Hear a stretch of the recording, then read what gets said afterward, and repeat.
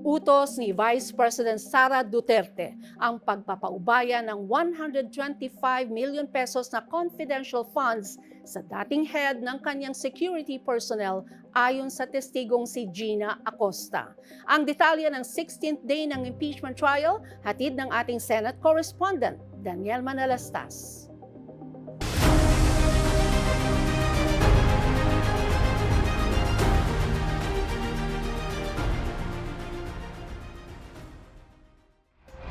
Dahil sa sama ng panahon, isang trial day lamang ang naisagawa ng Senate Impeachment Court sa ikapitong linggo ng paglilitis.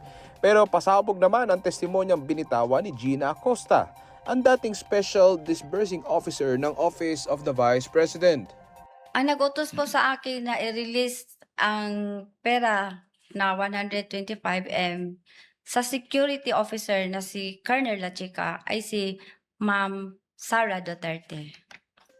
Tinutukoy ni Acosta ang 125 million pesos na bahagi ng confidential funds ng OVP noong 2022 na kinukwestiyon ng prosekusyon ang pagkahagasta.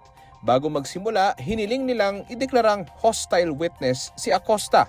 This only gives Attorney Ligutan the right to ask leading questions, still not allowed to ask misleading questions. As I know, Attorney Ligutan is well aware of the distinction. Yes, Your Honor. Tila hirap mag-Filipino si Acosta sa witness stand ng Senate Impeachment Court, pero hindi ito lumusot kay Senator Judge Erwin Tulfo.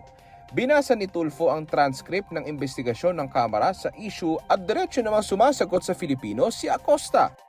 Mr. President, tama na po itong panluloko sa atin.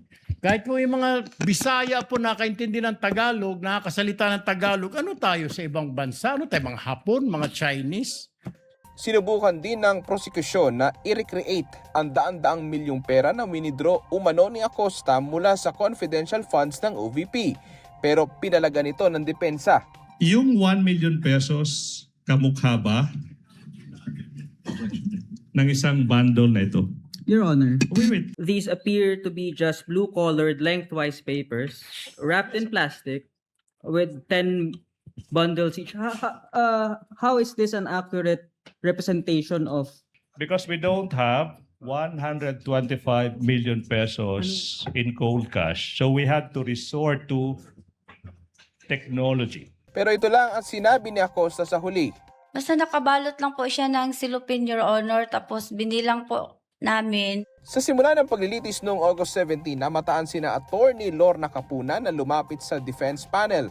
Matatanda ang nakasagutan ni Capuna ng abogado ng depensa na si Attorney Christine Ferrer sa ika-6 na linggo ng paglilitis dahil umano sa misleading questions.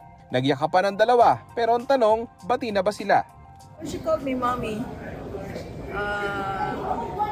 I said, don't look at social media kasi sometimes it's very hurting. Nagyakapan kayo kanina? Nagyakapan po kayo kanina? Nagyakapan? Yeah, we're okay. Yeah, third Lord. She's like a mother.